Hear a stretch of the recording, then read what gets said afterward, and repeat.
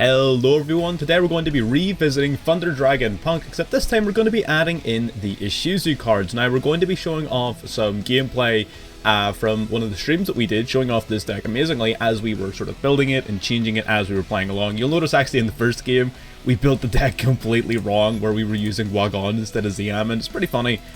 We still managed to pull it up though. But this deck, honestly, is really good. I was a little bit on the fence initially as to whether or not the Ishizu cards actually made it better, because this deck isn't super graveyard reliant. A lot of your cards, it can play really well from the graveyard, but you can usually play a lot of your cards directly from the deck as well. So normally it's not that big of a concern, but to be perfectly honest with you, some of the moments and momentum and replays that these cards generate simply can't be topped, right? They're incredible. Midora and Keldo we only need to play at 1, but they're playing these guys at 2. Being able to hit these guys off of your mills, off of your Chaos Ruler, off of your Zombie Vampire, being able to pitch them from your hand to the graveyard, off of your Foxy Tune, they really do generate a lot of momentum. The information that they generate you is phenomenal. So yeah, I actually really do think the Ishizu cards make this deck quite a bit better. I will be exploring their utility in a 60 card version of the deck soon, like I have been with Adamantimators and Zombies recently. I will be visiting a 60 card version of this deck soon, but I really wanted to show off the, I say 40 card, 45. We're playing a bigger deck than normal because again, we're milling a whole bunch of cards. There was a bunch of things we really wanted to include. If you want to bring it down to 40, you can cut like Ghost Ogre maybe, and maybe cut some of your hand traps, but I really do feel like 45 is totally fine, and there's not really any cards in here that I would want to cut. I think everything in here has its place. So this is the deck here. We're going to be doing a card for card profile at the end, so stick around for that, although it will be very similar to our last profile on this deck, but just with the Ishizu cards in there instead. But we will be doing a card for card at the end. If this is your first time on the channel and you're interested in these sort of deck explorations, breakdowns, streams, replays, anything like that at all that we do here, feel free to subscribe. You know, it doesn't cost you anything, helps me out, so why not? And with that, let's get into the gameplay. So they're not going to let me down. This is going to go well. What have we got in this hand? This is a pretty decent hand, I'm not going to lie. It's solid. It's not like amazing, but it's pretty solid. We're gonna go Ogre Dance here, see if they've got an Ash Blossom. They might have Ash. They don't have Ash. This isn't Xiamen. This is Wagon. We added Wagon instead of Xiamen. There ain't no goddamn way. That's really unfortunate.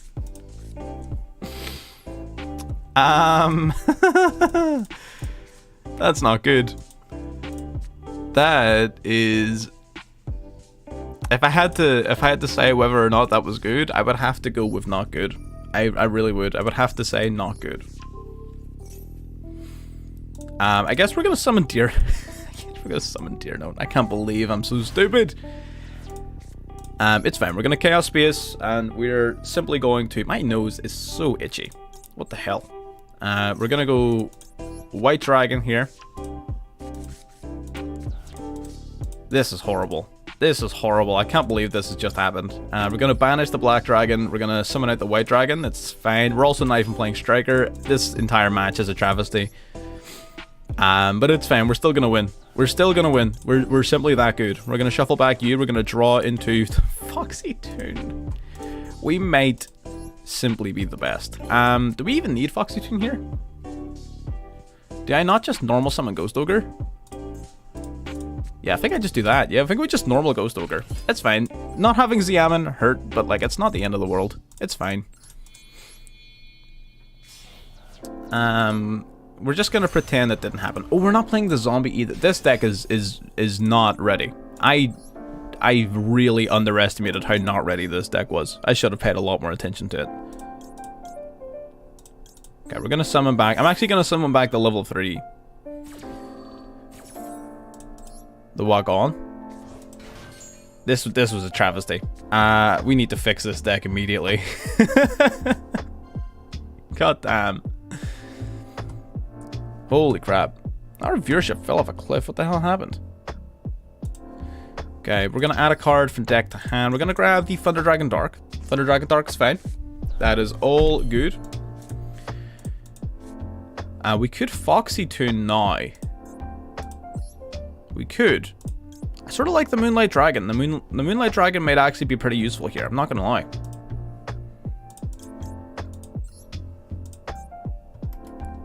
Okay, so what we're going to do is we're going to Foxy Tune first of all. Foxy Tune's going to drop itself and another card to the grave. Good to see. Dropping the Dark. I'm going to special out another Wagon. I can't believe we put this in instead of Xiamen. I'm so stupid. It's fine. We'll make it work. Then we're going to go Punisher. We're doing this purely to put the ruler in the graveyard. Gonna go Punisher in defense, that's fine. Okay, now we're going to go... What have we got? We got Ruler. Okay, Ruler can banish a Light and a Dark from the grave. It's gonna banish Ghost Ogre and Thunder Dragon Dark. That's gonna grab us our Hawk, gonna grab us Colossus. So we got some good stuff going on. Awesome, awesome. Then we can set up our IP Unicorn play, which is decent. Okay, so we're not... Actually, no, we have nothing to discard for the Unicorn. We have nothing to discard for the Unicorn. No, yes we will, because when we send you to the graveyard, I'm going to get to search my deck again. Yeah. Okay, so we will have a card to discard. That's fine. So we'll have Unicorn, Punisher, Colossus, which isn't, like, amazing, but it's better than... It's better than what could have happened. What's going on, Chief? Nice to see you. Now we're going to activate Hawk. Hawk's going to grab Colossus, and we should be good. So even though our deck is not constructed correctly, which we will be fixing as soon as this game is over, I still feel like we put up a pretty decent board. I'm not gonna lie, I feel like this is still pretty solid. Not amazing, definitely not, but definitely pretty solid. So let's see what exactly our opponent can do here. They're playing a 60-card deck, so they're probably just going to open that Grass Looks Greener, because they always do.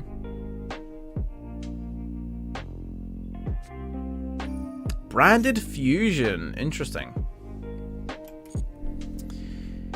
Interesting Branded Fusion play. Oh, I definitely should have used Masquerena there. I definitely should have activated Masquerena there. I am very silly. Very, very silly indeed. I definitely should have activated Masquerena.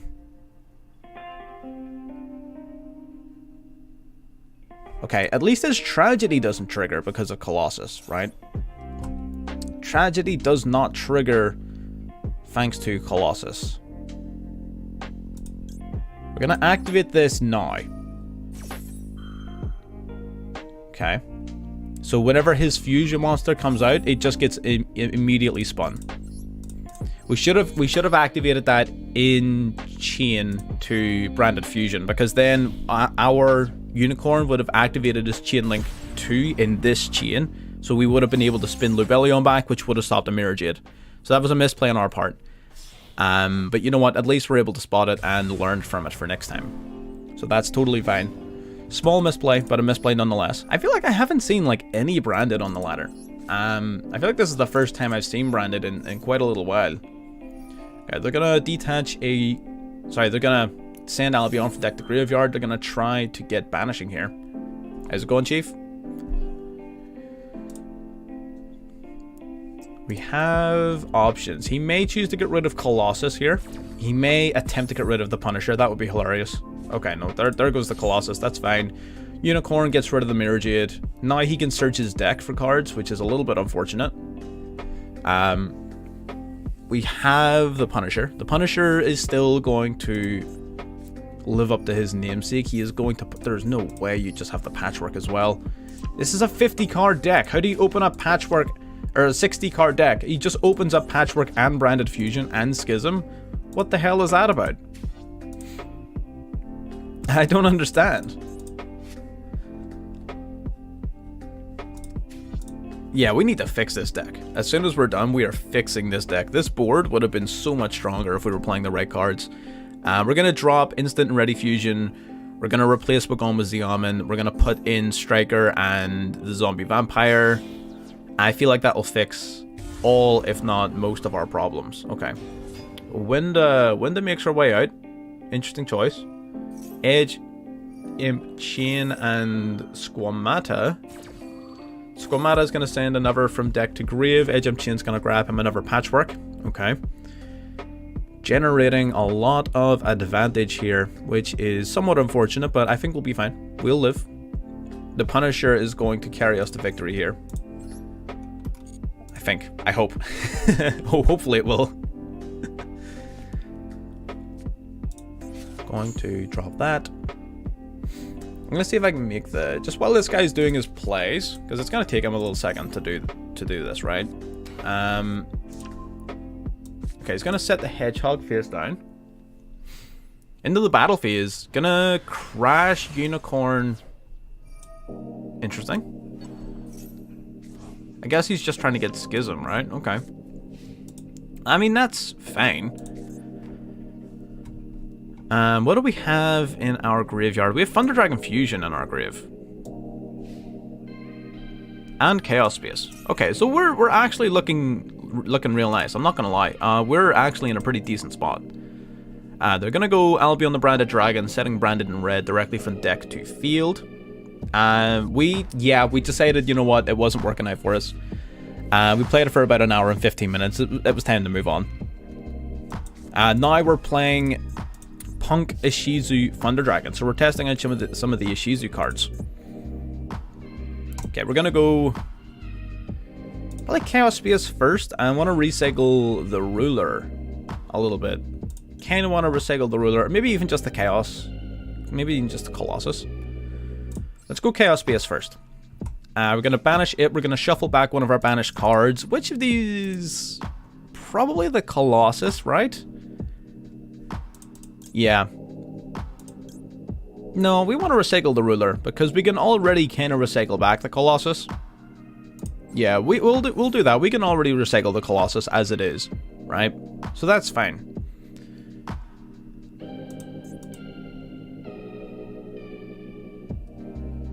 Okay, he's gonna act. He's got something. So he has. Yeah, I was gonna say he has Schism face down. He's gonna use its effect. He's gonna fusion summon, and then he gets the opportunity to send a monster on our field to the graveyard that has the same attribute as his summoned monster. So he could go Construct here. Or he could just go Winda. He's going to go App Cologne. Interesting. This card is special summon. Target a face-up card in the field. Negate its effects. We have the same amount of life points. My Punisher is unaffected. That's not how that works, Chief. I'm not going to lie to you. You messed that one up big time. Okay, that actually puts us in a really good position. Because now all we need to do is put a monster on board. And we banish it. Banish the App Cologne. And win the game. Yeah. Sounds like a plan to me. Gonna add Roar to hand. Let me shuffle these tabs about so I've got more access to my music. Dope. So now we're gonna go Roar, activate. We're going to discard it. We're gonna grab our Thunder Dragon Fusion. Thunder Dragon Fusion is going to get poppin'. Nice. So we're gonna go Thunder Dragon Fusion. We have so many plays here. This is so good. We're going to summon out a Titan by shuffling back Colossus, Hawk, and... We'll shuffle back a Roar. Why not? Yeah, that's fine. We'll summon out our Titan.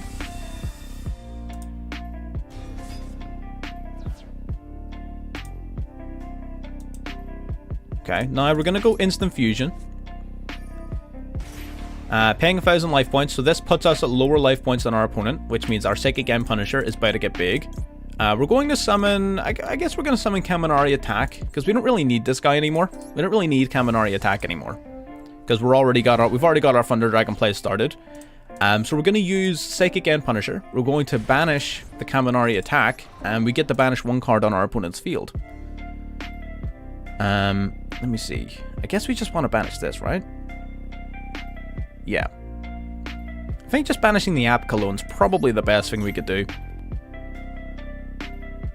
Just so he doesn't really get his graveyard effects and such. Now we're going to go Gold Sark. Gold Sark's going to banish a monster from our deck. Awesome. We're going to banish the Thunder Dragon Dark. Dark, when banished, is going to grab from our deck to our hand another Thunder Dragon. We're going to grab Hawk. Hawk then is going to activate. Hawk discarding itself. We're going to grab ourselves a... We meant the Chain Titan. I'm so stupid. I'm silly. I'm silly. It's fine. It's fine. We still have lethal. It's okay. We still have lethal. Assuming the face down card can't stop us, we still have lethal. It's okay. We're gonna summon out our Colossus. Our Punisher could have been bigger, but it's fine. Going into the battle phase, the phase of battle. Psychic and Punisher boost its life attack points up, sorry, by the difference between our life points up to 55. We swing with Colossus. Hedgehog, add a shit all spell or trap card from deck to hand. Whatever, you can't add anything from deck to hand because I've got a Colossus. So we swing with Titan. Ooh, branded opening. Branded opening. Discarding the polymerization, summoning out, I would imagine, an Alobear. Alobear cannot search the deck. So we did mess that up a little bit. Then again, he would have just chained the branded opening. But then we would have got to pop the monster instead. What does Hedgehog do when sent to the grid back card effect? Add a shit all monster. Okay, we probably did mess that up. We probably did mess that up, but it's fine. Our Punisher is no longer unaffected, but he doesn't have the ability to search his deck, and his resources are somewhat limited. He's going to fusion summon here using his Schism, banishing from the graveyard. That's fine. What have you got in the grave? Going to banish Shadow and a Dark. Going to bring out the Winda. Winda does what exactly to my field? Okay, it gets rid of Colossus. Okay. I guess you could go Patchwork now if you had it. If he has the Patchwork, he can go Patchwork. Oh no, he might actually have plays here. He might actually be able to turn this around. We've completely butchered this match. I'm not going to lie. We completely butchered this match.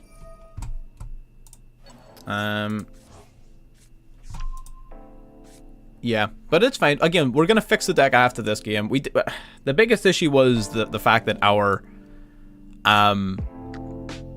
what do you call it? Our deck was wrong. Like, we didn't have Xiamen or anything like that. That was absolutely... Oh, and he just scoops. He just scoops it up. Sucks to suck. Okay, we're going second this time, but now that our deck is actually, you know, built, we shouldn't be having nearly as many problems. This should be an easier time for us. Is it being like pitch black too dark? Let's see. What is our opponent playing? What are we playing? What are we playing? What are we playing? Frogs. We're gonna see some Sprite. Sprite. What have we got for Sprite? Not very much. I'm not gonna lie to you. I'm not going to lie to you. We don't have a lot for Sprite at the minute. Okay. That's fine.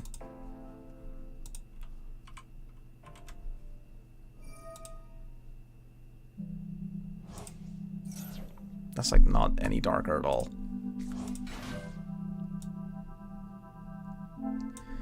Okay, so he's got the Toad into Gigantic. If he just goes straight into Gigantic, we can Ash it, and that's something.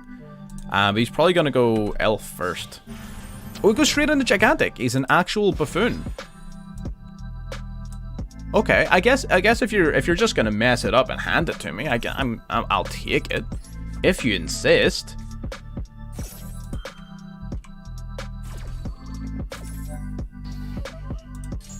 I feel like that's better. That's better. I like that. Yeah, there you go. He's got nothing. Awesome. Roar in hand. That's pretty decent because we got the Chaos Base, of course. We are going to start with... I guess we're going to start with Chaos Base. That's fine. Because at the very least, it sets up our Hawk, right? Having Hawk in hand as well means that we don't need to rely too heavily on anything else. Beautiful. Beautiful. The one thing I'll always laugh at about Sprite is the fact that most just level 4 beat sticks will just beat their ass, right? That's so funny. We're going to use Roar here. Roar might get hit with something. We're going to special summon a Dark from deck. Pretty cool. Pretty good stuff, not going to lie. Now we're going to... I guess we could save the Striker. There's no real point in saving Striker, is there?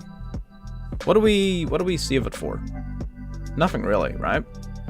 I guess we can go Striker first. We're gonna go Striker here just to trigger off our White Dragon Wyver Burster. The Wyver Burster then is gonna grab us the Black Dragon Collapse Serpent, unless our opponent has something to say about it. It's definitely not Max C. It could be Ash, but it's unlikely to be. Could be Gamma. No, it can't be Gamma. He's got a Sprite on field. Could be an Imperm? Veiler, I guess? Could be a Veiler or an Imperm. But I don't know, I don't understand why he would need to think about that, unless he's just not looking at his screen. Could be, yeah, there's a lot of options, not gonna lie. A lot of options. We're gonna banish the Wyver Burster from the graveyard, summoning out the Black Dragon Collapse Serpent. Now, Chaos Space is gonna shuffle the White Dragon back into the deck, letting us draw an extra card. Looking good. Mudora. Mudora. Interesting. Okay. Okay. So we're gonna go Ziyaman. Ziyaman then will have the opportunity to pay 600 life points, yep. And grab us an extra punk monster. What do you have that you're so fixated on? Is it Nibiru? There's no way it's Nibiru, right? Why it wouldn't have been activatable in response to Roar? Surely. What is he thinking about? It can't be Imperm, because he has a monster. He would have said it. Could it be Ghost Ogre? I guess it could be. I thought it was activatable in response to Roar.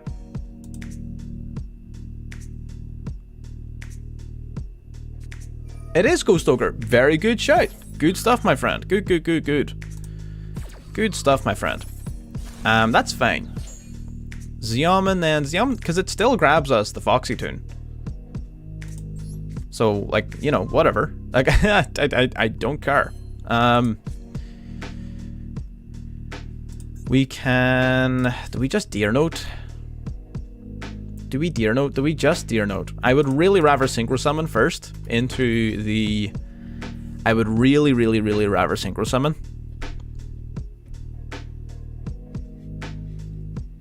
What does Foxy Tune summon? It summons... All it really summons is the Yaman.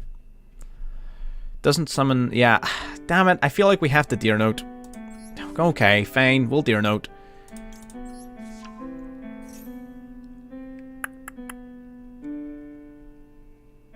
Yeah, I feel like we have to Deer Note, yeah. I feel like it's the only... I feel like it's definitely the correct play. I would have loved to Synchro Summon first, though. It's fine, though.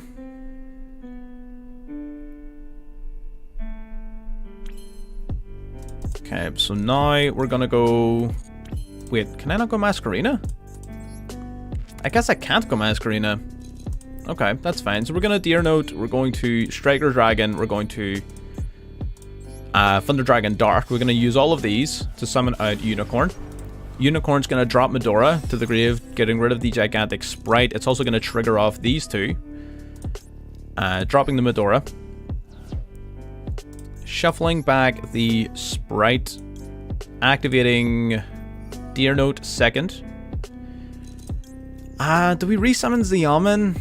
I really want to. Foxy Tune might just be better, though. What does Foxy Tune do for us, right? Like, I summon it, and then what? And then it doesn't do anything. So I think we just go Ziyaman. It's fine. And then Thunder Dragon Dark is going to grab us another card from deck. He's going to Veiler our Unicorn. Interesting. Veilering the Unicorn. Veilering the Unicorn. Very interesting. Okay, we're gonna grab, I guess, Thunder Dragon Fusion. Yep. Summoning out Xiaomin. It's fine. Unicorn getting negated literally doesn't do anything. It's fine. It does literally nothing. We have Uno, Thunder Dragons, those Thunder Dragons. So I activate Hawk. Hawk summons out the Banished. Okay, yeah, we've got game. It's fine. We've got Lethal.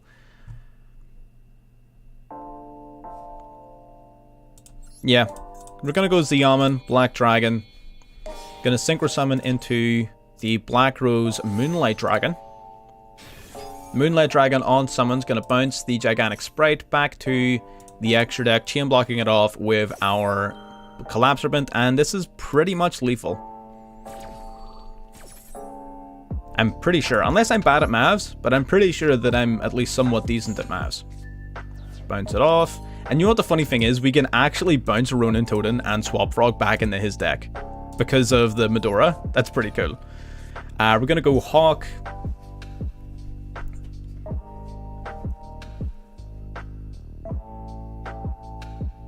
Yeah, 100%. That should be pretty fun. Phantom Knight, Link Warrior Turbo. Interesting. The little, how does the Yang Zing counter trap fit into that? Like, are you playing the Auroradon engine? What does this guy have that he could possibly activate? There's no way he has Nibiru. After all of this, there is simply no way he has Nibiru.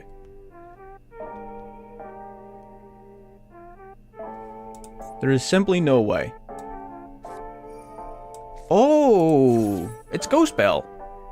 That's actually a real pain. I'm not gonna lie. That's actually a real pain. Right. That's unfortunate. We can Thunder Dragon Fusion. Does that give us enough damage? 24, 46, 76, 78. He will have 200 life points left. He will have 200 life points left. 200.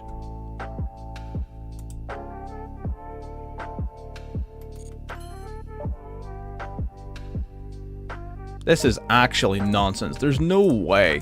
There's no way this guy's actually going to have 200 life points left. That's so annoying. Ghost Spell saved him from game there. Although, I don't... Unless he draws into Sprite Starter, he can't really win the game. He can't win the game unless he draws into Sprite Starter.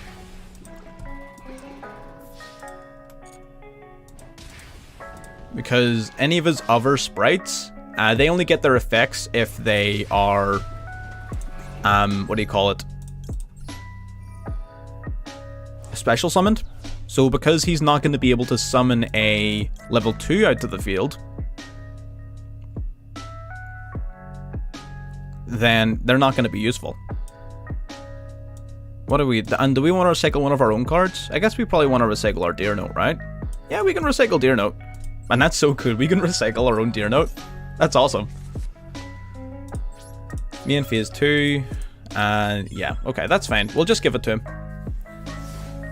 Moonlight Dragon isn't really that good in this matchup because they never summon anything level 5 or higher, obviously. But you know, how's it going, Chief? Welcome to the stream. But it's decent for like that on summon bounce. It's pretty solid. Again, there's no way he's got a card he can win unless he can't even draw Sprite Starter because he takes damage equal to their life points. He can't. There's not a card in his deck he can top deck that will let him win this game. Yeah, Sprite Blue does what? Sorry. There you go. Absolutely dominating the Sprite matchup. Get out of here. We might cut them, yeah. I mean, the whole point of this is to evaluate whether or not they're actually going to be any good. So, you know, we'll keep them in for now. We'll see what happens. That was a promotion match too. God damn it. I mean, not that I really care, but, you know. Alright, this is a hand. This is a hand. This is a hand. We can E-Telly here. E-Telly gets... It does not get ashed. Interesting. We actually have Xiamen in our deck this time instead of Wagon, like an absolute clown. So now we can Xiamen. Xiamen's gonna grab us. Probably an Ogre Dance.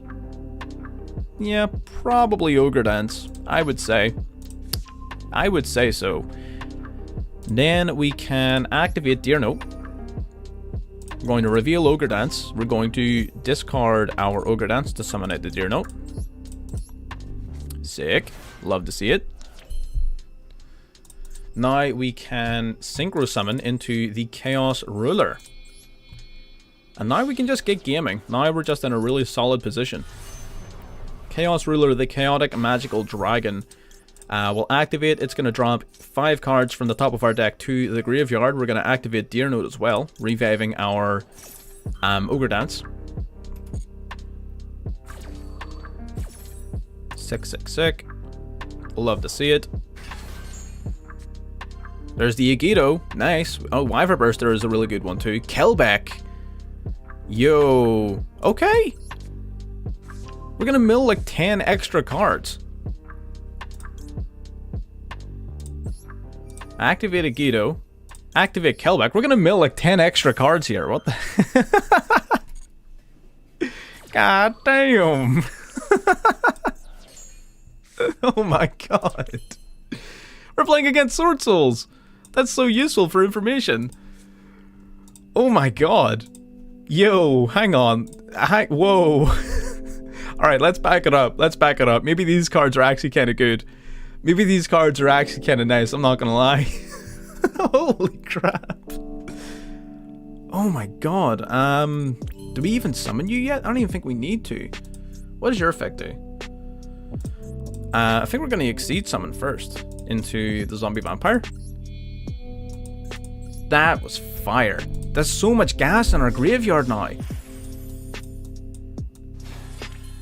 There's so much gas in our graveyard now. Awesome. Okay, we're going to go Zombie Vampire. We're going to put even more. Detach. And Keldo. Keldo has an effect. Banish it from... Oh, we also have Keldo. Oh, we got rid of their Protos. And we steal his Ashuna. Yo. Arch Nemesis Protos. We got rid of his Protos. That's amazing. That is actually amazing. I can even turn this guy into a... what do you call it? Baron de Fleur? I can even turn that into a Baron de Fleur. We're going to activate Chaos Ruler first of all. Chaos Ruler will banish... Oh, we have to banish a Foxy Tune in hand. That's really unfortunate. It's fine though. It's fine though. We're going to banish these two. We're going to summon out Chaos Ruler. I really thought I had a light monster engraved. Damn, we really play no light monsters, huh? We really play no light monsters. God damn. Small misplay on my part, but it's fine. I just miscalculated. We summon a Dark from deck. Then I can link these two. No. Which two? Zombie Vampire? Maybe? Zombie Vampire doesn't really do much of anything, right? Okay, yeah, so we link these two into our IP Masquerina. Yep. Music's still on. Good stuff. That triggers our Dark. Dark will grab our Hawk. And that's the thing as well, even if we were to send something like our Hawk off of all of our mills that we need in our hand, we can simply shuffle it back in thanks to Keldo and Medora. Okay, so now we're going to go Hawk. Discard Hawk to revive one of our Thunder Dragons. Going to grab our Banished Roar, summon it in defense. Pretty solid. Can we bring back a tuner somehow? I would really like to bring back a tuner.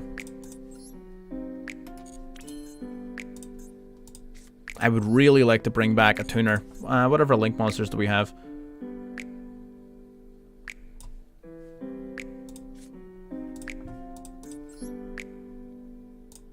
Okay, we're gonna get rid of Roar to go into Colossus. That's fine.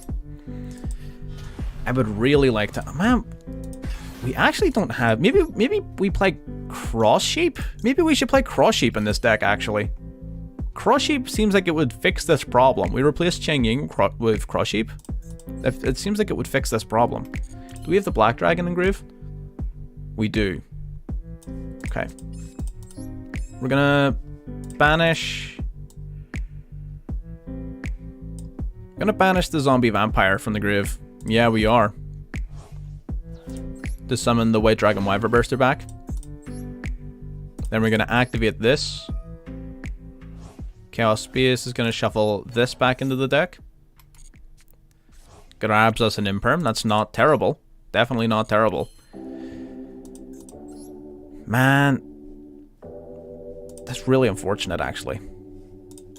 It's really unfortunate that we don't have a good way to take advantage of that. Is there any good cards in his grave that we would rather have in the deck? Not really.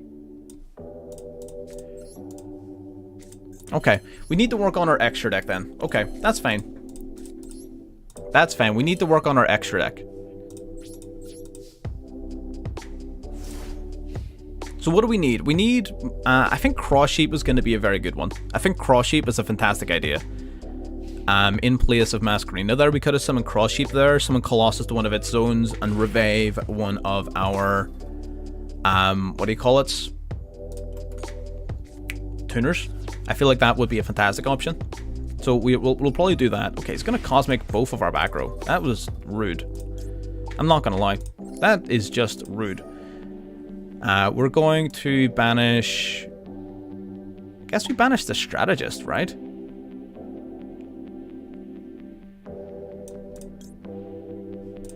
Yeah, we'll banish the Strategist. Yeah, exactly. That's what I'm saying. I'm not even that worried about it.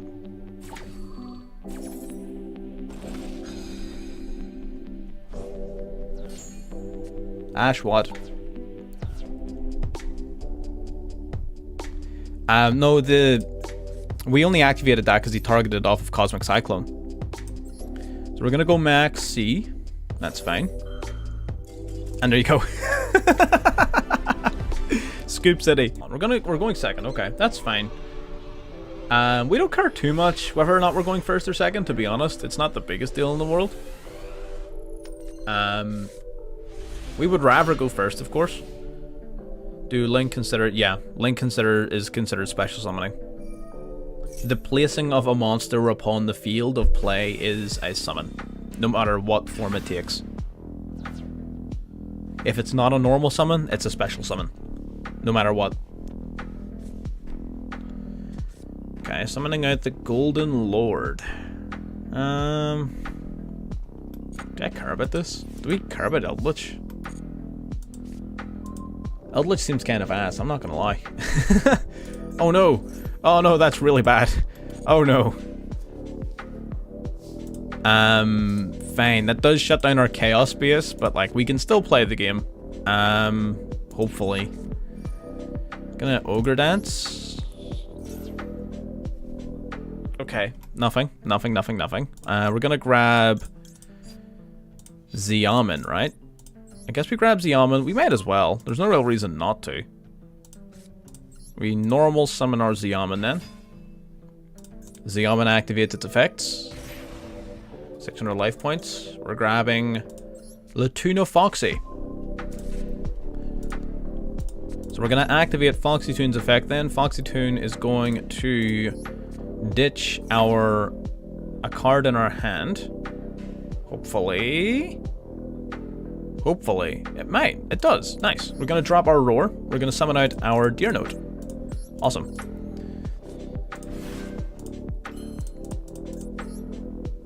Now we are going to Chaos Ruler. Now we've got a light and a dark in the grave. We are loving life. We're going to go with the Chaos Ruler. Hopefully we hit like Medora or Keldo, right?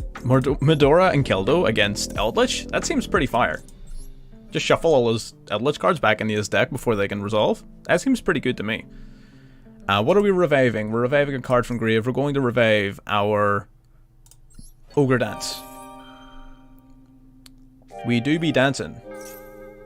That's a little unfortunate. I'm not gonna lie. Banishing the Ogre Dance does in fact hurt. Reveal Dark. Agido. Nice. Yo, we're actually simply the best at this video game. We are honestly just the best. We're gonna grab Dark. We're going to send all of these. Keldo is also going to activate. He does. Our opponent does appreciate having things in the graveyard, but we... You, what, mate? Oh my god. We dropped a whole ton of his floodgates. We dropped a ton of his floodgates. He does get to use this to search, but I don't care. Hey, yo. What the? We dropped a ton of his floodgates. That was really good. That's his anti-spell fragrance in the grave as well. It means he's only got one left. That's it. This is his only anti-spell. So if we can get rid of it, we should be in a decent enough spot.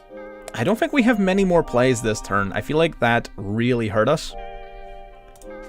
I'm going to go Thunder Dragon Hawk. We're going to get Hawken. Thunder Dragon Hawk's going to resummon Thunder Dragon Roar. Have we used Roar's effect this game? I don't think we have. I don't think we've used Roar's effect this game. No. We have not. We have not. Which means I can Link Summon.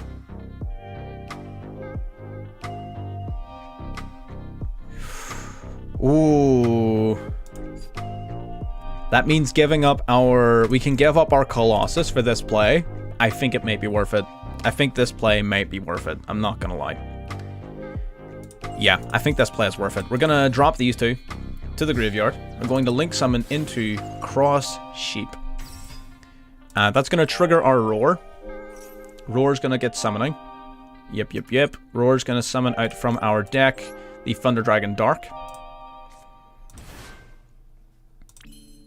Then we are going to tribute Thunder Dragon Dark for Thunder Dragon Colossus into our Cross Sheep zone.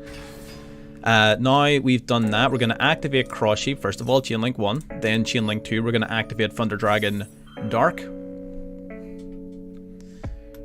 Awesome. Dark is going to grab us Fusion just for next turn, that's fine. Cross Sheep then is going to revive Xiamen. Now we're just going to start punishing our opponent. We're going to really start punishing him. Going to use these two in a Synchro Summon for the Psychic End Punisher. Now with the Punisher, what have we got? We got a few options as well for some extra follow-up. Punisher is going to be able to banish Cross Sheep and banish... Do we banish the anti-spell or do we banish the Golden Lord? The Psychic End Punisher? Psychic End Punisher is fire. This card is amazing. If we banish anti-spell, we can Chaos Space and Thunder Dragon Fusion, and then we can just get absolutely gaming. I think we're going to banish anti-spell. I feel like he can keep his Golden Lord. I'm simply going to beat his ass. So now that that is a thing, we are going to activate Chaos Ruler. We're going to banish... Well, we'll banish a Hawk. We'll banish Colossus. That's fine. Banish these two. Bring back the Chaos Ruler. Okay. Now we've got our Chaos Space that we can use. Chaos Space can shuffle back a few things. We'll activate it now. We're going to shuffle back the Thunder Dragon Colossus. That's fine. I don't think we have any Thunder Dragon effects left to really trigger off with our... Oh, Called by the Grave! We're the best at the game! Thunder Dragon Fusion, then activating. We're going to shuffle back 3 of our Thunder Dragons. Hawk, we've only got 3 left actually, so good thing. Bang. We don't have lethal in this turn, unfortunately, but we are definitely in a really solid position. Definitely in a solid spot. Okay, so we're gonna go battle phase. Our Psychic End Punisher is going to gain... Unfortunately, no pops. We've already used all our effects. We're gonna gain attack points up to 5,100. Then we are going to Chaos Ruler attack Gonna wipe out the Golden Lord. We have the Call by the Grave in hand, which is amazing. We're gonna wipe out the Aquero. We could hold off until next turn before inflicting any more damage, but you know what? I feel like we just want to get some big dubs. And now we've got Call by the Grave. Oh, evenly matched. That's really unfortunate. That's really unfortunate. Crap. That's really unfortunate. It is fine. It's just unfortunate.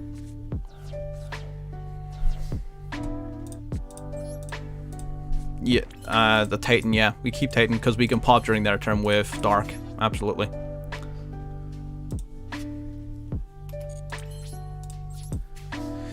Okay, end phase. They've only got one card left in hand. Well, they're going to use this to grab a card, but like, who cares?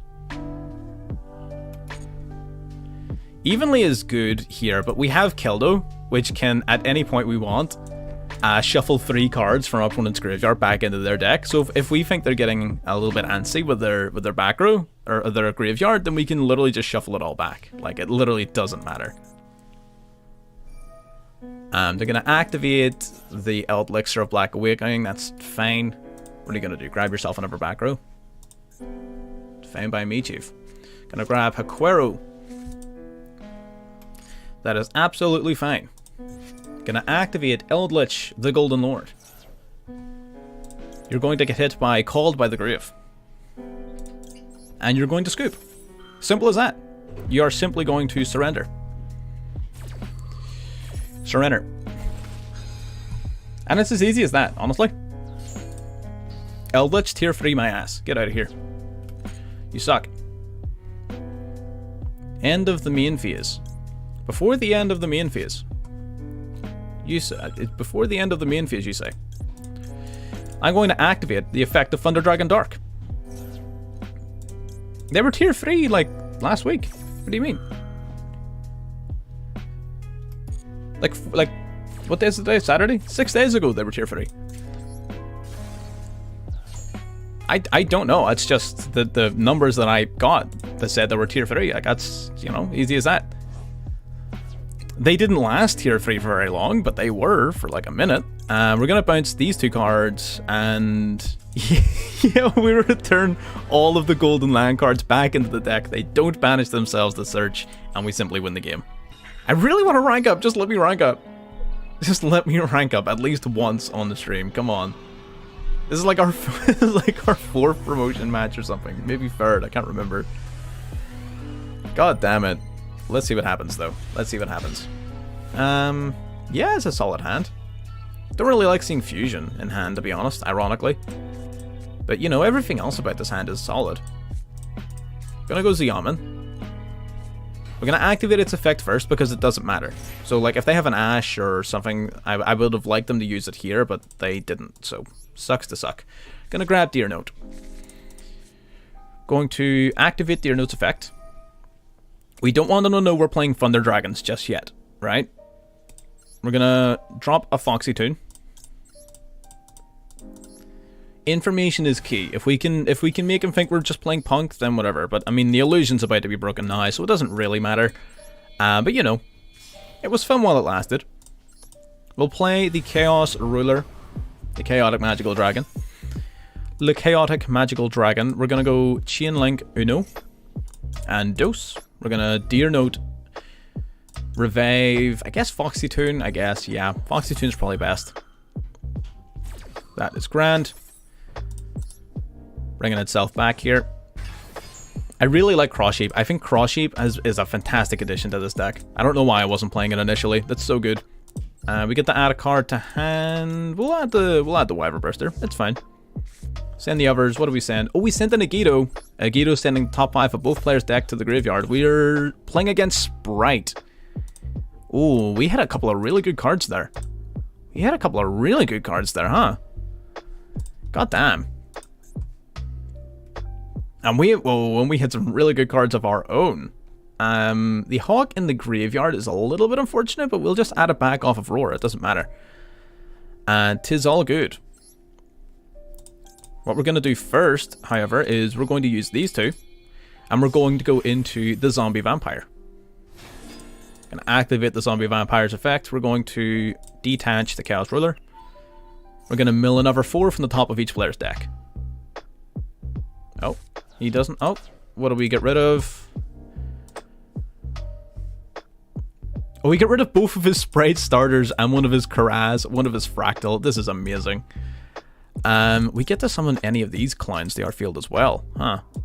Probably want to summon Ogre Dance, right? Yeah. So we can go into the Hope Harbinger afterwards. Yeah. Ogre Dance is dope. Ogre Dance do be kind of dope though. Then we can banish a light and a dark for our Chaos Ruler.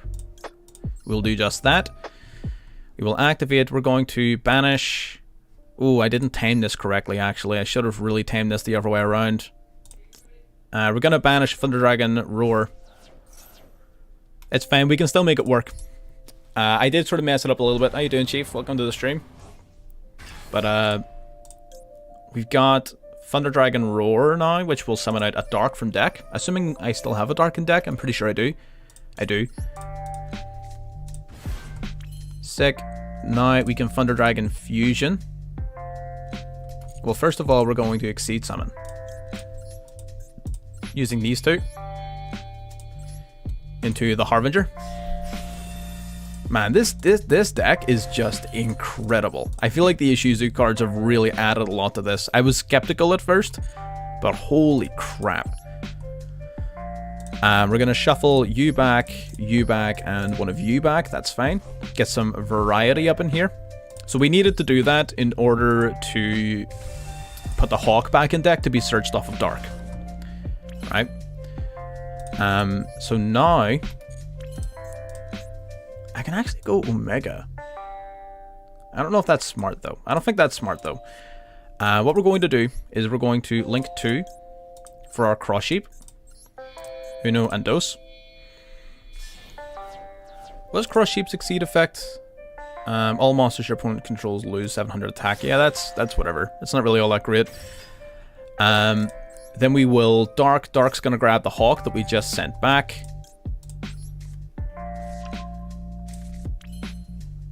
Man, this is honestly, this is too much. This is too good. It is simply too good. Then we will Hawk. That would have given us a pop as well, which is pretty funny. Do we even need level 9 synchros? No, we don't. Okay, that's fine. So we're gonna summon out a Dark. That's fine. Gonna activate Foxy Toon. Gonna discard it. And we're gonna drop... You know what? Actually, unironically, we're dropping Gold Sark. Think about how good of a card Gold Sark is. And then just think about the fact that we just dropped it from our hand. Like, that's insane. Okay, and we hawked back that Dark, didn't we? We did, so we have to use this Hawk for Colossus.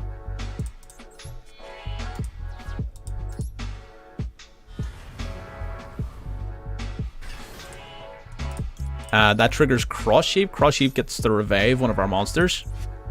Oh, we're not playing Snow. We should totally be playing Snow. Why are we not playing Snow? Why are we not playing Snow?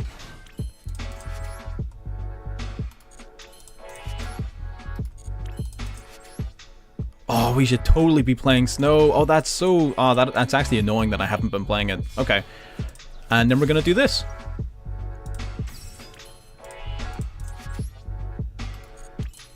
And this is pretty solid. This is pretty solid. This is incredible. The amount of follow-up we have is insane. There's no way you're going straight. He's got evenly matched. There's no way he's got evenly matched. There's actually no way he has evenly matched.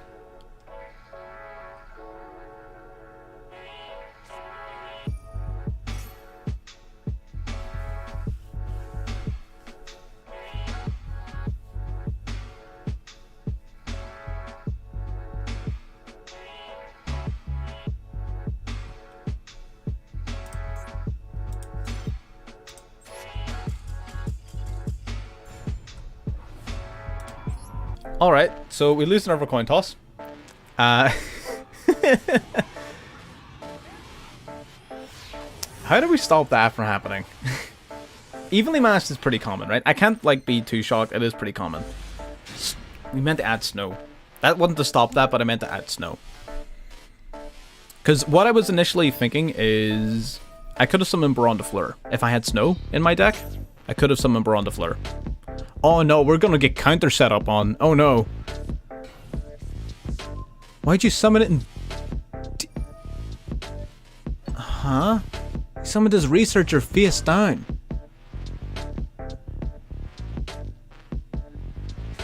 That's the third, yeah, that's the third evenly of the stream.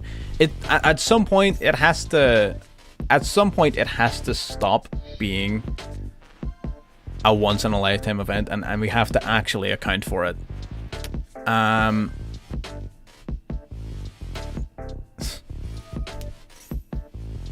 sorry.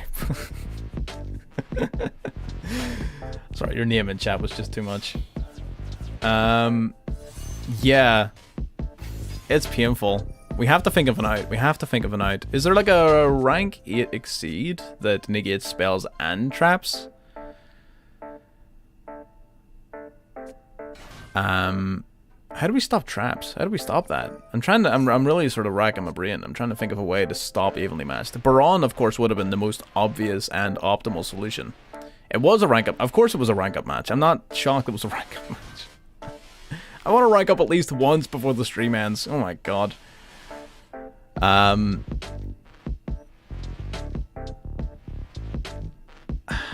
This is... And this is going to be a tough match. This is going to be a very tough match. Ooh. Leonite? Yo. Add an excavated Adamantipator card to your hand. Okay. Okay. Ballsy. Leonite's not really all that good, to be honest, but I mean, if you're just gonna hit things like an analyzer, like a freaking boss, then maybe it is. Who knows?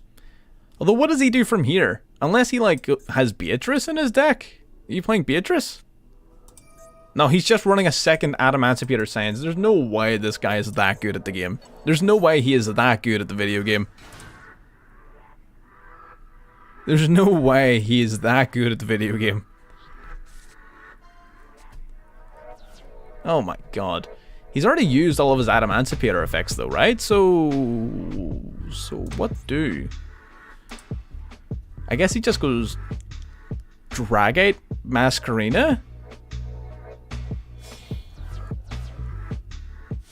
Yeah, there's Dragite.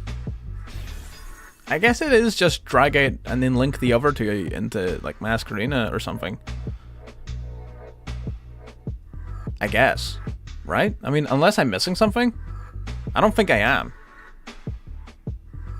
You know, but I mean, I could be. I definitely could be.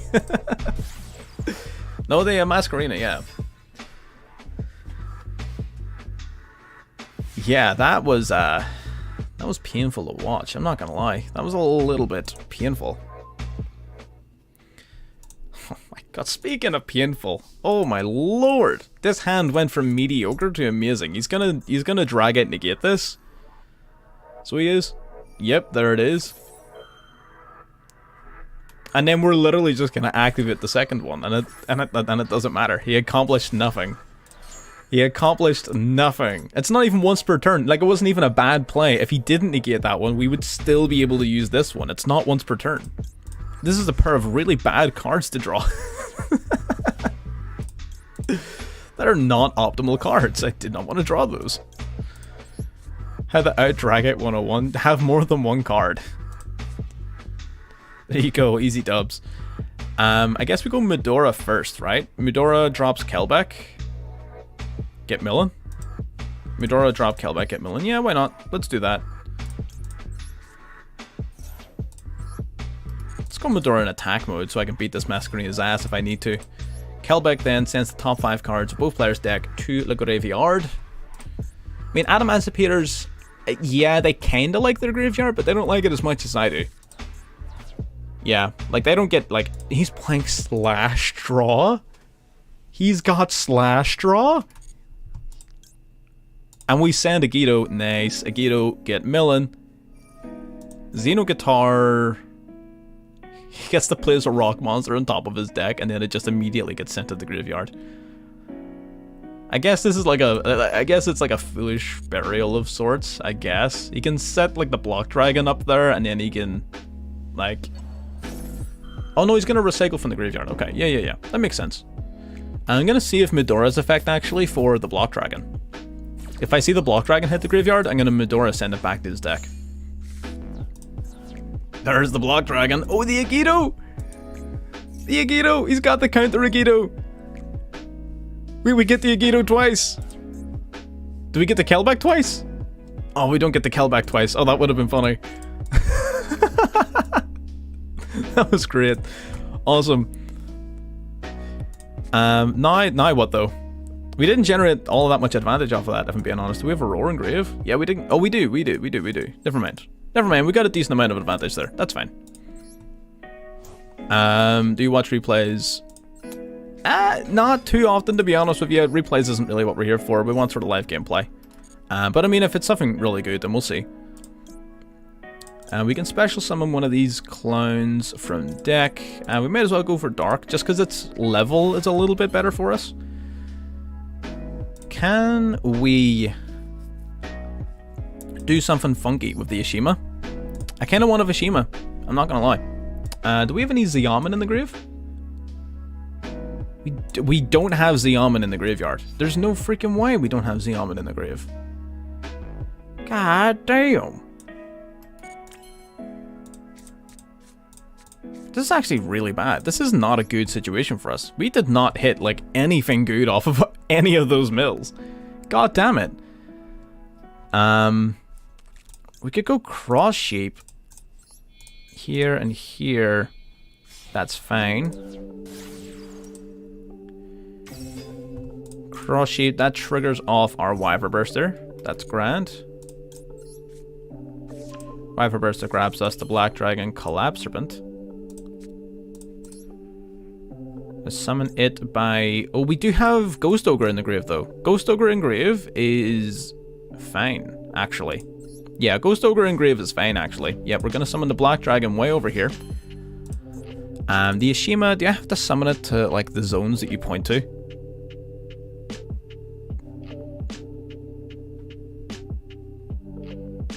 No. Okay, so I can use you two for this, right? I need to have a level 3 in hand. Well, first things first, we're going to Hawk into our Colossus. That's going to give us a Monster Reborn, basically, which is pretty handy.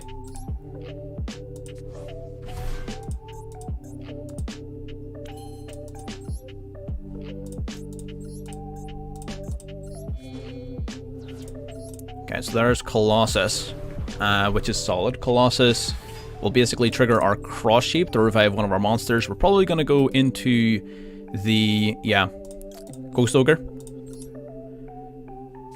It would be garbage. It would actually be trash. We would simply not play it. Man, this is not a good situation. I'm not gonna lie. This is not a good situation. The Moonlight Dragon is actually kind of decent here, though. The Moonlight Dragon is good in this matchup. So we're gonna use these two. We're gonna link them off into the Moonlight Dragon. That's fine. We get the bounce a card back to hand. Guess we bounce Drag out, right?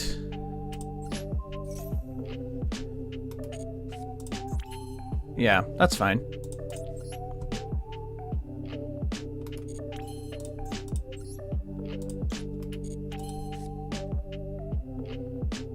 Wait, hang on. Is that a play?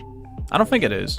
I don't think we have any more plays here. I'm going to be honest with you. I really expected us to have more gas than this. We just didn't hit the right cards. Simple as that, I guess. Simple as that. Yeah, we simply did not hit the right cards.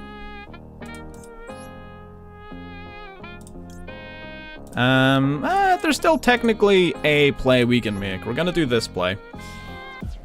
Gonna play Unicorn. This is a little bit extra. I don't know if this is a good play or not, but we sort of want to push for something with this turn, right? We're going to drop Chaos Space, shuffle this back into the deck. That's a Researcher face down. That will allow our Chaos Space to draw us an extra card.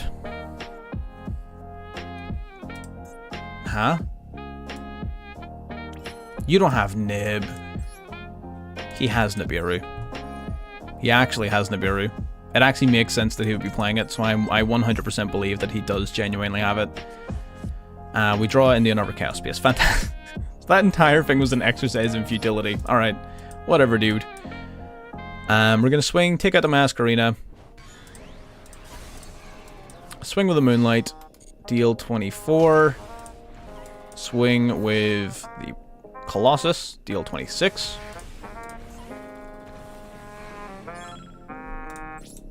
We end turn. Then what's going to happen is he's going to banish 3 to summon Block Dragon. We're going to Moonlight, send the Block Dragon back to hand. And then we've got the Keldo Engrave for whenever it gets too messy again. Okay, Analyzer, that's fine. Analyzer will reveal the top 5 of the deck, get special summoning. That is okay. We could also technically Keldo send back the... what do you call it? The water crystal in the grave, so that he no longer has a negate with drag out. That's another possibility. We can do that. Oh no, he also has this thing. What the hell is this? Whatever. Not gonna worry about it. Not gonna worry about it. It ain't no fang.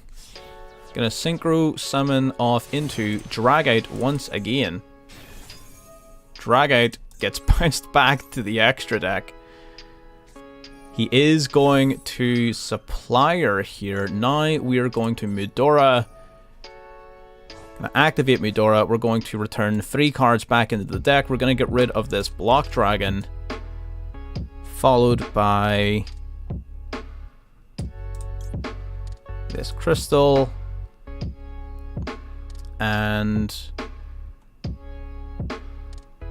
I can't really see anything else worth returning. I might as well return one of my own cards, right? Let's bounce we E-Telly back in the other deck. Let's go for it. E-Telly's kind of nice.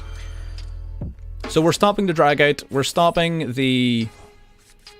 we don't really mind the timer. Like, the timer is what it is. The timer's fine, honestly. Drag out gone, Block Dragon gone. Unless he's got another card in hand from the start playing his combos, then he is dead in the water.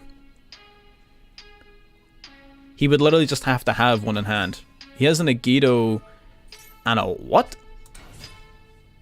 A Zolga. So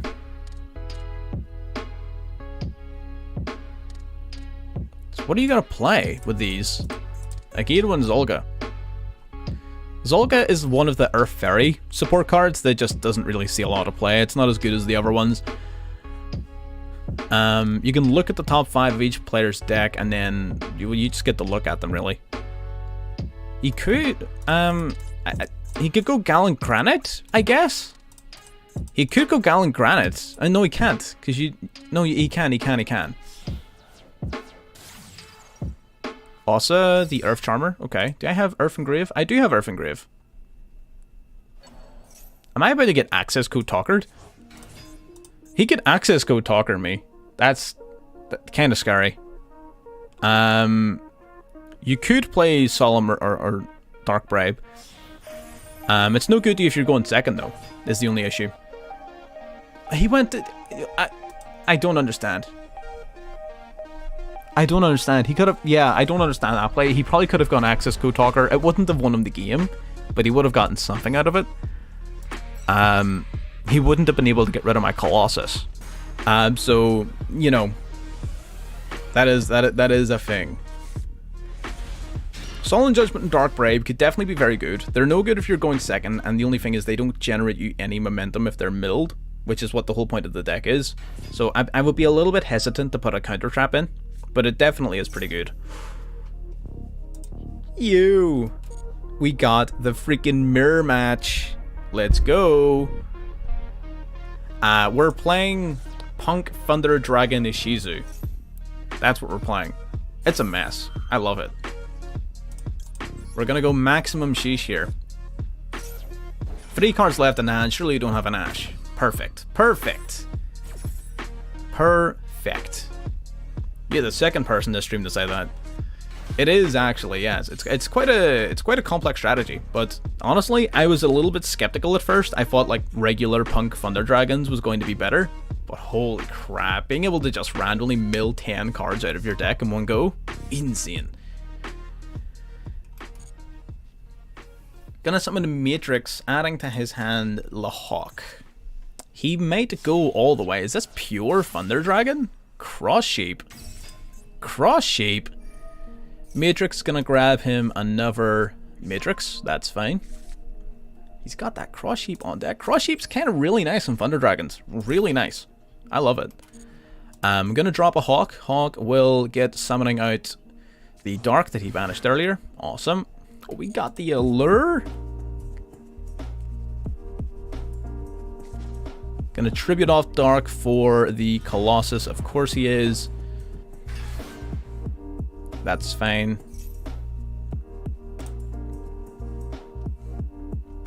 Oh, I can negate this with Ash because it's technically possible for him to draw 2 cards. That's so silly. I don't mind though. There's not a card in his grave he can summon that's gonna threaten me. So he can summon all he wants. Every time he summons, I get a card. He sort of screwed the pooch on this one, I'm not gonna lie. Thunder Dragon Fusion. Thunder Dragon Fusion makes my life a little bit more difficult. I'm not gonna lie. That in particular does make my life more difficult. That particular action right there, that one specifically, is a pain in my ass. Huh? What the hell was that about? You didn't have to do that. You had a pop of your Titan. God damn it. Bad plays. Bad plays all around. We got the Mudora. Mudora doesn't have anything to discard though. But we can remove all the Thunder Dragons from his graveyard to stop him from protecting himself. That's pretty funny. That is pretty funny. Okay. I don't think we're going to win this turn.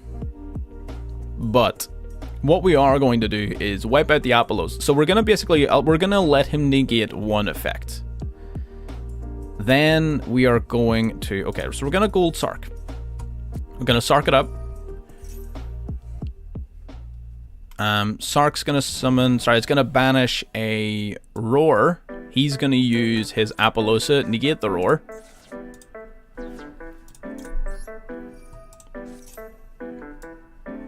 That's fine. Yep, all part of the plan, all part of the plan.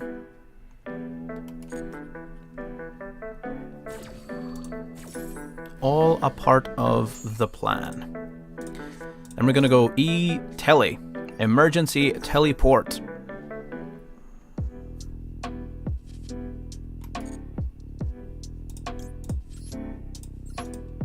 Okay, summoning out Xiaomin.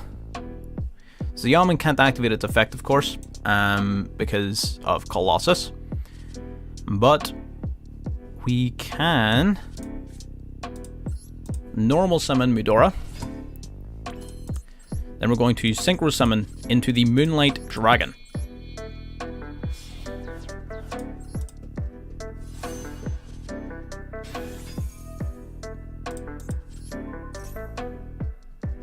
He's gonna negate this, of course. He has to. Yep. Awesome, awesome. That is totally fine, my friend.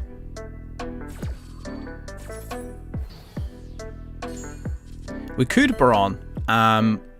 We could. I really want to go into stream constantly buffering.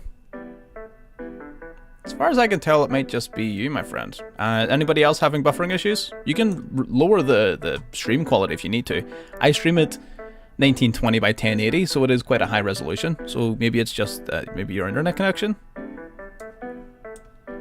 Could be any number of things, my friend. I'm not going to lie to you. It could be any number of things.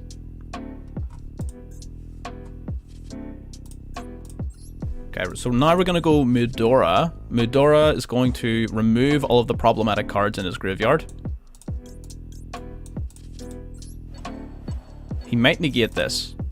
If he does, then fine. He does not. Okay, awesome. All of those are gone. So now, man, yeah, I guess I might as well. We're gonna go emergency teleport. I really didn't want to do this, but it's fine. It makes the most sense. We're going to summon our second Xiamen. I really didn't want to do this, but it's fine. It does make the most sense as a game plan. And now we're going to use these two into... yeah. Baron de Fleur. I mean, streaming takes up a lot of bandwidth. If your internet connection isn't very strong, then it will sometimes not look the greatest. But I mean, as far as I'm aware, the stream itself is running at quite a decent resolution. I could be wrong, but I mean, that's just me. So Baron de Fleur is going to completely wipe his field, right? Oh, but he's going to wipe us out as well. Or so he thinks. We've got the cross out. We got that cross out. And the Ghost Ogre. Chain Link 5. All the way up to Chain Link 5. Love to see it. So Chain Link 5, we're going to negate the Ghost Ogre by banishing one from the deck. Awesome. So that is negated. Baron de Fleur will negate and destroy Apollosa. And its effect is going to get popping the Colossus. Great, so we just wipe his field. And now we can start our turn with Allure of Darkness. Going to go Allure, draw 2, banish Dark. Dark being banished is going to grab me a Hawk. And our opponent scoops it up. And rightfully so. Rightfully so. That is why we do not take the Maxi challenge. Do not do it. Alrighty, so quite a lot of really good games in there, and that's why I feel like you should be catching the streams as well, right? The streams are a phenomenal way of getting involved with the deck building process. A lot of the times when we're talking about streams, I'll come up with like an idea for a deck before the stream, and as we're playing, we'll continue to build and refine it, and it's an awful lot of fun. At least I think it's fun. A lot of people in the streams seem to enjoy the deck building as we go along, so if you want to get involved in the actual creation of these decks before these videos, then by all means, you can catch notifications by pressing the wee bell icon next to subscribe, or you can hop into the Discord where I will always send out notifications and links and schedules and everything for our streams. So yeah, there's a couple of options there. But getting into the actual deck profile itself, we're going to drop the hand traps here. We're going to go Maxi, double Maxi, double Ghost Ogre. Ghost Ogre is really good in this deck because of emergency teleport, so you're able to actually summon it directly from the deck, and the reason that's important is because its effect is, it's not just a hand trap, it can also use its destruction effect while on the field, which gives it the option for an extra little interruption. It's a level 3 tuner, it's pretty useful. We got the Ash Blossom, of course we do, and then we've got double Called by the Grave, we got the Crossout Designator, and Infinite Impermanence. So there you go. Depending on how far above 40 you're willing to go, we play 9 hand traps. 11. We play 11 different interruptions, hand traps, things like that. So I think that's a really solid number. I don't think going too far above 40 is that big of a problem. Once you start heading towards 50, then alright, maybe slow down a wee bit. But you can go above 40 with this deck, no problems at all. Getting into the main event then, we're going to go Punk Xiamen. Punk Xiamen is one of the best starter cards in the deck. A lot of the cards in your deck are based around getting this guy onto the field. Be Foxy Toon, Ghost Ogre, Emergency Teleport. All of these cards are here specifically to summon Xiamen, and this is what's going to get your pull Punk combo going. As you saw in the gameplay, the Punk combo results in the summoning of the Chaos Ruler followed by the Zombie Vampire, which will mill 9 cards out of your deck, as well as giving you a couple of big bodies on field. So that's the whole point of the Punk engine. Xiamen itself, it's a level 3 tuner, of course, psychic type, so it can be summoned off of Emergency Teleport. You can pay 600 life points to add another Punk monster from your deck to your hand, which will either be your Foxy Toon or your Deer Note. So Xiamen, absolutely really good. You can play it at 3 if you want, although with the amount of ways we have of getting it, we don't need to third. 2 is fine. We've got the Chaos Twins, White Dragon and Black Dragon. I've talked about these guys an awful lot. You summon one by banishing the opposite attribute. To summon white, you banish dark. To summon dark, you banish light. And when one is sent to the graveyard, they will search your deck for the other. So black grabs white, white grabs black. Pretty self-explanatory. Then we got Fairy Tale Snow. Fairy Tale Snow is a key card in any deck that you're milling a whole bunch of cards in and you're playing from the graveyard with, especially Thunder Dragons. To the point where when it comes to the extra deck, I will be super tempted to play the Shooting Razor Dragon just to send this card to the graveyard. We were in our previous profile, and to be honest, if you want to slot it back in, you absolutely can. Maybe in place of the Borreload Savage Dragon, but we'll get to that at the end. Either way, Fairy Tale Snow itself, what it does is, if it's normal or special summoned, you can target a card your opponent controls, flip it face down, that's really good. But its main effect is that when it's in the graveyard, you can banish 7 other cards from your hand or graveyard to special summon from the grave, and that of course triggers its flip effect. So it's a quick effect flip that is not once per turn and can continually re-summon itself, flip cards face down, be using itself as material for link summons and such, which is really good. And it's even better in Thunder Dragons because it's going to trigger the banishment effects of all of your Thunder Dragon cards. That is amazing. It's going to be banishing your Chaos-based targets so that you can draw more cards, which is amazing. So Fairy Tale Snow not only is a really solid interruption, not only is really good recurring link material, but is also a pretty key card when it comes to triggering off your Thunder Dragons in a pinch, right? And it's been more than once I've had to rely on this card to trigger off my Thunder Dragons just so we can make any plays at all. So definitely Fairy Tale Snow is phenomenal. Mandatory 1 of at least. You can play more of it if you want, but 1 of as a minimum. We've got Keldo and Mudora. Keldo and Mudora basically are here so that they can both special summon themselves from the hand by discarding another Earth Fairy. You're not going to be doing that very much, but it is possible.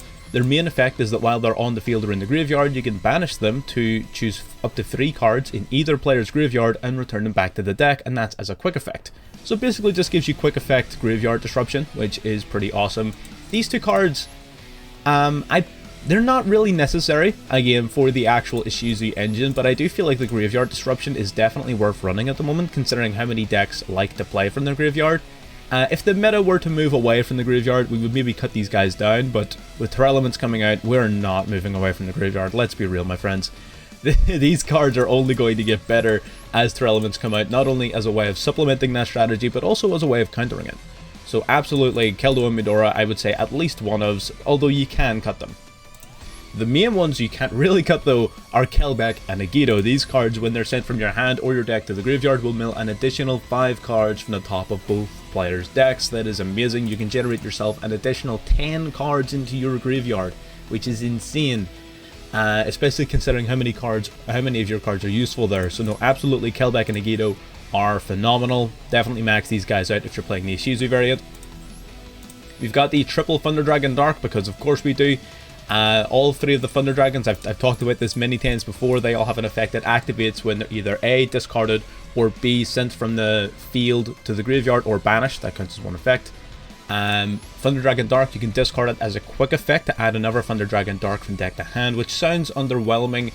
However, whenever you're going first, it's a good way of putting an extra card into your graveyard before you've even drawn for turn, and it's a good way of using your Thunder Dragon Titan as an interruption during your opponent's turn. So it does serve some minimal purpose. However, its main purpose is its banishment effect, where if it's banished or sent from field to graveyard, you can search your deck for any Thunder Dragon card and add it to your hand. That is, of course, its main effect.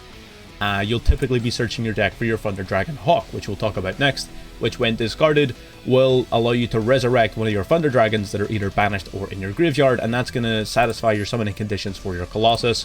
So this is a really solid card, limited to 1. I wouldn't play more than 1 of it, even if it was unlimited. So I think 1 of it's fine, to be honest, because it's searchable, it's recurring, it's great. Its banishment effect, or when it's sent from field to graveyard, allows you to mulligan as many cards out of your hand as you want, which is kind of cool. If you have a bad hand, you can shuffle back a bunch of bricks to draw a brand new hand, although that effect you're not going to use very often.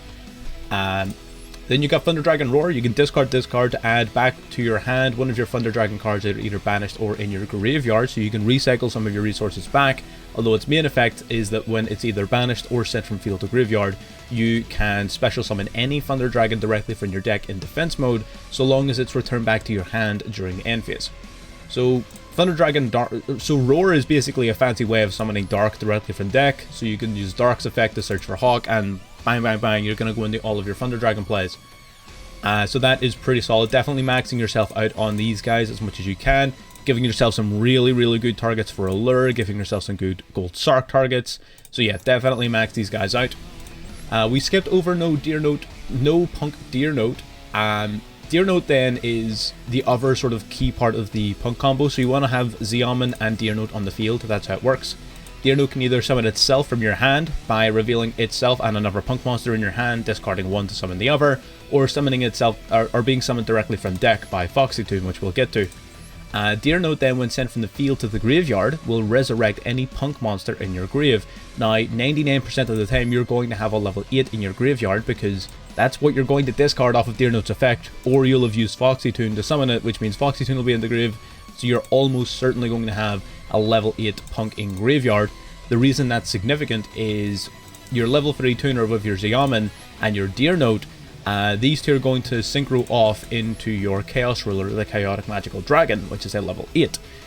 Chaos Ruler mills 5, of course, and no punk Deer Note resurrecting a punk monster means that you'll be able to bring back one of your level 8s to then exceed summon with your Chaos Ruler and your punk to go into the Zombie Vampire to mill an additional 4 cards from the top of both players' decks, and you get to resurrect the monster summoned among them. So definitely a pretty cool way of extending the plays even further, getting 9 cards milled, and that's before you even consider the possibility of Kelbeck and Agido, before you consider Foolish Burial, before you consider Gold Sark, Allure, all of these extra cards that just take resources directly out of the deck and put them into play. So there's a whole bunch of ways of getting resources in play, and this is definitely one of the better ones. So Deer Note, definitely, you only need to play one of it because you'll be able to summon it from deck very, very easily, or search for it. It's not amazing in hand, even though it can special summon itself from hand. You need to have at least one other punk, and you're not always going to have that, so having it in hand isn't all that great, so one of is definitely more than fine. If you accidentally mill it, or if you need it back in your deck to be resummoned, Kildu and Medora have got you covered. They'll shuffle it back. Talking about Foxy Toon now, I keep on referencing this card, no punk Foxy Toon. Foxy Toon can discard itself and another card to special summon a punk monster that isn't level 8 directly from the deck. So you can summon Deer Note. Well, first of all, you'll want to summon Zeoman if you don't have access to Zeoman, but if you already have Zeoman, you'll instead summon your Deer Note. Pretty dope. Ogre Dance then can discard itself to search your deck for any non-level 8 punk monster, so you can either, well, basically you'll be grabbing Zeoman from the deck, right? You're very rarely going to search for Deer Note unless you've already got another punk, and at that stage, why are you even using Ogre Dance, right? So Ogre Dance is definitely just really only grabbing your Zeoman, to be perfectly honest, but having both in the deck is definitely very important because it being a dark level 8 is going to be integral. Making sure you have the materials in graveyard needed to revive your Chaos Ruler. You've got additional allure targets. You've got all sorts of synergy that this card has outside of just its effect. So for sure, playing it, absolutely. You got Foolish Burial, sending a monster from the deck to the graveyard. We typically wouldn't play this with Thunder Dragons, but the addition of the Ishizu cards makes Foolish Burial amazing because you can just send one of these cards from the deck to the graveyard. They will activate and they'll send the top 5 cards of both players' decks to the graveyard as well. So basically you're just sending 6 cards from your deck to the grave, which is incredible. Then we got Gold Sark, banish any monster from your or any card from your deck, sorry. You're going to be banishing either your Dark or your Roar to search your deck for a Thunder Dragon card, or special summon Thunder Dragon Dark from your deck. So you get to take your pick, pretty awesome. We got Allure of Darkness, draw 2 cards, then banish a dark monster in your hand, so you're going to be banishing hopefully either a Thunder Dragon Dark or a Thunder Dragon Roar to get their effects, while also drawing 2 cards, which is insane. But you've also got a bunch of other smaller dark targets here and there, so you'll be able to resolve this card quite consistently. Thunder Dragon Fusion, we're only playing this at 1, you only need the 1 of here. You can fusion summon by returning back from your field, graveyard and banish pile into the deck the materials needed to summon a Thunder type fusion monster. So you're going to be using this exclusively for your Thunder Dragon Titan, as part of not only a way of summoning a huge, really problematic monster, but also as a way of creating a resource loop alongside your Thunder Dragon Roar. I've talked about that in videos here and there, but basically Thunder Dragon Fusion of course summons out Titan. If they somehow deal with Titan and send it to the graveyard or banish it or do whatever, if they get rid of your Titan, then Thunder Dragon Fusion in graveyard on the next turn can banish itself to search your deck for a Thunder Dragon card. You're going to search for Thunder Dragon Roar. Roar's going to activate, discard itself, add Fusion back to hand, then you can use Fusion to shuffle back the Roar and the Titan alongside any other Thunder Dragon to summon your second Titan. And the reason that's a loop is, well, Now, of course, you've got a Titan back in your extra deck. You just used it for fusion material. You just shuffled the Roar back as well, so you're always going to have a Roar too. So it just creates that sort of infinite loop, if you will. Definitely, again, you're not going to need to rely on that very often, but there are certain decks out there that are just super slow, super grindy, and you really need to have a way to beat them at their own game. So having a built-in way of doing so is honestly amazing, right? Because this is a best of one game. You only get one shot to go against your opponent. You can't modify your deck to beat their strategy, so you need to sort of be ready for everything, and you will come across those types of opponents, right? So having a built-in method of dealing with them is always very useful, even if you don't rely on it very often. Then we got Chaos Space, dropping a light or a dark monster to grab the Chaos Twin of the opposing attribute. So if you drop a light, you grab dark. If you drop dark, you grab a light. Basically, summons out the Chaos Twins, gets that whole combo going. Plus, you can banish this card from your graveyard to target any light or dark monster that normally cannot be normal summoned or set. Shuffle that card back into the deck to draw one card. The main use behind this is either going to be returning one of the Chaos Twins back to the deck, or returning the Chaos Ruler back to the deck in order to draw an extra card. The amount of times that I've drawn Maxi off of this is incredible. For sure, Chaos Space is insane. Plus, with the amount of cards you're sending from the deck to the graveyard, that graveyard effect, even if you end up not using it in hand, that graveyard effect comes up basically every turn. So it's basically just a +1 every single turn.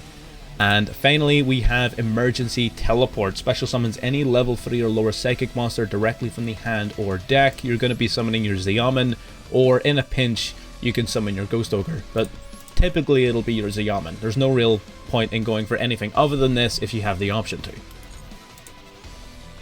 Getting into the extra deck here, and there are a few options or changes or adjustments. We made quite a few changes during the stream, and you'll see me talking about this one in particular, which we'll get to.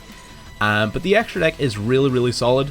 The only card that I would consider adding in that we don't already have is the Shooting Riser Dragon, which is a really, really powerful card in terms of its utility. Shooting Riser Dragon here basically on summon allows you to send a monster from your deck to your graveyard so long as its level is lower than this card's level, being 7. And this card's level is decreased by the level of the monster that you sent. So ideally, it's a level 7, you're going to send typically a level 4, 5, or a 6. So this card's level is going to become 1, 2, or 3. And as a tuner monster that can synchro summon during your opponent's turn, that's pretty good. It's a really good way of pitching your Snow to graveyard. It's also a decent way of getting your Thunder Dragon Dark or Roar into the graveyard if you need them there. You can also send the Kelbag and the Agido off of this effect, which is also insane. So I think Shooting Riser definitely has a place in the deck. It's just not something that during the stream we had considered. You might want to cut Omega or the Borreload Savage Dragon for it. Probably the Savage Dragon. I'm going to be honest, we don't have Link monsters in our graveyard consistently enough on turn 1 for me to justify the Savage Dragon. So yeah, I would probably switch it up to look more like this. This should be fine. Now we'll get into it, we'll actually talk about it. Number 1, we've got the Thunder Dragon Colossus, of course, being the biggest Thunder Dragon boss monster. And one of the most problematic cards in the game, right? There's a whole bunch of decks that just instantly fold to this card. Even some of the biggest decks in the game really struggle against it. Like, have you seen Sprite trying to play against Thunder Dragon Colossus, but they can't use blue to search, they can't use jet to search? It gets really tough for them, to be perfectly honest. Again, they can still play around it to an extent, because they still have like Nimble Beaver, they still have the Live Twins, they still have their Gigantic, so it's not as if they can't play around Colossus, but there's quite a lot of decks that either can't play against this card at all, or are extremely hindered by it, like Colossus against Florindaries. Unless they have a way to negate or flip or do something to this card, they cannot play the game, right? So again, it's really, really powerful. It's one of the best cards in the game, to be perfectly honest, and being able to summon it so fluidly every single turn is a blessing. While this card's face up, your opponent basically cannot add cards from their deck to their hand except by drawing them, and it can also protect itself from destruction simply by banishing a Thunder monster from your graveyard. So that sort of floodgate effect, while also having built-in protection, makes it very difficult to get rid of for a lot of strategies. Not impossible, but difficult. And Thunder Dragon Titan follows in that same sort of vein. This guy can protect itself from effect destruction by banishing any 2 cards from your graveyard. It's got 3,200 attack points, which makes it significantly bigger than the Colossus in terms of raw power, and quite a difficult thing to just beat over, right? Even Gigantic Sprite with its full attack points only matches the Titan. So unless your opponent's got a really big monster they can summon, they're going to struggle to beat this thing by battle. It also has an effect where if you activate a Thunder effect in hand, you can activate this to pop a card on the field without targeting. It's most useful in combination with your Thunder Dragon Dark, because you can do this during your opponent's turn, which lets you pop a card during your opponent's turn, which is dope. But during your own turn, you can also use it with the effects of Roar and Hawk, as well as Dark, giving you up to 3 chances to destroy your opponent's cards every single turn. So very, very, very powerful card, to be honest. And like I said, running 2 of it as part of that core sort of resource loop, if you really want to play one of it, you can, but trust me, you're going to be missing out on occasion. We got the Black Rose Moonlight Dragon. This is a card that is really growing on me recently, to be honest. Just as a generic, powerful level 7. So, a combination of a level 3 and a level 4, which you've got plenty of in this deck, trust me. We'll summon this card out. On summon, you can bounce a card back to your opponent's hand that's on their field, or whenever they summon a level 5 or higher monster, you get to bounce a card back to their hand once per turn. So this card is really, really good, especially in certain matchups. For example, Adamancipators. Adamancipators hate this card, right? There's a bunch of matchups where it's really, really good. Eldritch, it's unironically good against Eldritch, because whenever they summon out their 3500 beater, it just gets bounced back immediately to hand, so they can't even summon their Eldritch while this card is face up. They need to get rid of it first, which isn't impossible for them to do, right? But it makes life awkward for them. So there's a few really good interactions for this card. It's definitely not core. If you don't have this and you wanted to play this deck, that's fine. You could play the Savage Dragon instead, because the Shooting Riser Dragon, I think, honestly, is a better level 7 anyway. But again, the Moonlight Dragon, I'm a huge fan of this card at the minute. Speaking of Shooting Riser Dragon, we've already talked about this card in depth. Next on to the level 8s, we've got Psyframe Lord Omega, just as a generic level 8. Its effect doesn't have any cost, it's got generic materials, it returns itself from the graveyard back to the extra deck alongside something else. Generally speaking, we'll be using this card as a backup level 8, typically for an Exceed summon, or if we've got something else we can do. So it having an effect in the graveyard is the most useful thing about this card. I'm making it sound like that's a bad thing. That's not. It's serving its purpose as material for other summons. So if it's also able to obtain another objective while serving its intended purpose, then that makes it better than most other cards in its position, right? That's what you're looking for. So Omega, definitely really good for the circumstances in which you need another level 8 synchro. Absolutely. So if you've got it, play it. If you don't worry about it. It's not core. The Savage Dragon, like I said, you'll either play the Savage Dragon or one of these 2 level 7s. I think either Moonlight or the Savage Dragon. I don't think you'd be playing both. You just don't have the room for it. But the Savage Dragon, basically, when summoned, you can equip onto it a Link monster from your graveyard. It gains counters equal to the Link rating of that card, and once per turn, it can negate the activation of a card by removing one of those counters. So it's pretty solid. It's a really, really good card, one of the best generic level 8 synchros in the game. It's just that 3-1, we don't often have a lot of Link monsters in our graveyard.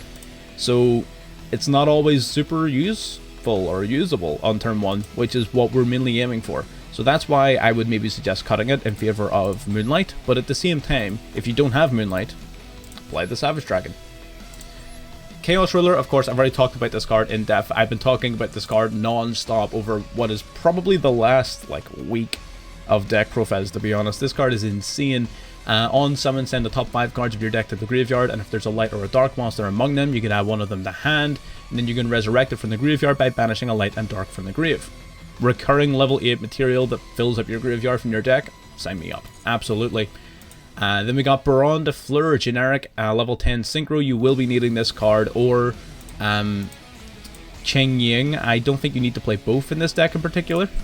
But I feel like having the generic level 10 is definitely important, because there's a bunch of ways of summoning it out, especially if you're going to be playing the Shooting Riser Dragon, right? So I think having it here just as a possible material, definitely something worth using. Because again, with the Shooting Riser only makes it easier to summon, right? Because if you have this guy, your deck spams out level 8s like it's nobody's business, right? You just spam out level 8s. And the Shooting Riser Dragon, on summon, if you send Thunder Dragon Dark from the deck to the graveyard, he becomes a level 2, 2 plus 8, that gives you your 10, right? Shooting Riser also makes Psychic and Punisher easier to summon, although it's really easy to summon already, considering you've got the Punk Engine. But the Psychic Game Punisher is another generic synchro monster that just hits that level 11 niche. You just want to have as many different levels and options as you possibly can. If we had the room, I would probably play a level 9 as well. I think Shen Shen is not really that bad of a fit with this deck. So if there's something else here you don't have or that you don't want to play, like for example you don't have Omega, you don't want to play it, play Shen Shen. Having the level 9 is pretty useful. Like we're just looking for versatility here. But the level 11 Psychic Game Punisher, an incredible card as well. Whenever your life points are the same as or lower than your opponent's, this card is unaffected by activated effects. Once per turn, pay 1,000 life points, banish one of your monsters and any card your opponent controls, and then at the start of the battle phase, it gains attack points equal to the difference between your life points and your opponent's permanently. Crazy, crazy card. We got the Hope Harbinger as a generic rank 8 Exceed monster. It's just a once per turn spell negate, which is pretty awesome.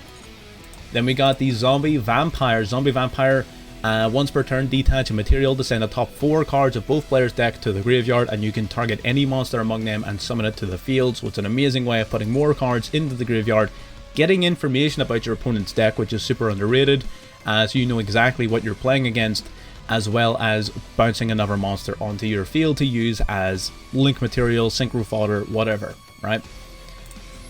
Then we've got the Striker Dragon here as part of our Chaos Twin little package. Chaos Space will typically grab a twin, summon one of the twins, link it off for Striker Dragon, one searches the other, and then you can summon that twin out as well, and there you go. You've got 2 monsters on the board, and you haven't used your normal summon yet, thanks to the Striker Dragon. Purely a toolbox card. If you really, really, really don't want to play it, you don't have to, but it's pretty damn useful. Then we've got Mask Arena, generic link monster, lets you link someone on your opponent's turn. Which is used in combination with your Nightmare Unicorn, which on summon will discard a card to spin a card from their field back into the deck. Pretty useful little combo here, especially if you just got a bunch of generic materials on the board and don't know what to do with them, which happens more often than you'd think. And lastly then, the newest addition to the deck is Cross Sheep. Cross Sheep is really, really good in this deck. I don't know why I wasn't playing it in the past. I was sort of kicking myself whenever I thought of it on stream. For those of us who watch the stream live, you'll know exactly what I'm talking about. But basically, this card summons itself out. If a monster is special summoned to one of the zones it points to, it gains an effect based upon the types of monsters in the zones that it points to. So the one we'll be using most is this fusion summon effect here, where if a fusion monster is in one of these 2 zones, when a monster is special summoned to one of them, you will special summon any level 4 or lower monster from your graveyard. That is really good. Because typically what you'll be doing is summoning the Colossus to one of these zones very, very easily, and then that gives you a free monster reborn as well. And the reason we included that is because we really wanted to be doing more synchro summoning, and we very quickly run out of ways to recycle our tuners, at least within the same turn. So Cross Sheep basically gives us the ability to utilize one of our tuners again for more extension, more synchro summons, and ultimately setting up a better board. So Cross Sheep is low-key one of the better cards in the extra deck, to be honest. I was super impressed by this card. But there you go, that's the full deck profile. Like I said, as is the nature of Thunder Dragons inherently, as is the nature of Punk inherently, as is the nature of most graveyard strategies inherently, you can massively modify this deck. It is not set in stone, it is not super important. This is my recommendation as to what the deck should look like as the core, because all of these cards are super powerful given the medium. What you want to put on top of this is entirely up to you. I just play a bunch of hand traps. That's just me, that keeps me happy. And the extra deck as well, super customizable. Like I said, there's a whole bunch of really good options you can play. You want to play Shen Shen, you want to play Moonlight, you want to play Cheng Ying, go for it, fully customize the deck. So long as you've got the Zombie Vampire, so long as you've got Chaos Ruler, so long as you've got the Thunder Dragons, everything else can pretty much be customized, right? So if you got this far into the video and you haven't subscribed yet for whatever reason, I would ask you to do so. Obviously you like what you're seeing, and more sort of videos like this will be coming out. So if you like this one, you'll like the next one as well. So stay tuned around for that if you want. And with that, I'll see you on the next one before I start making myself sound like an idiot. Bye bye.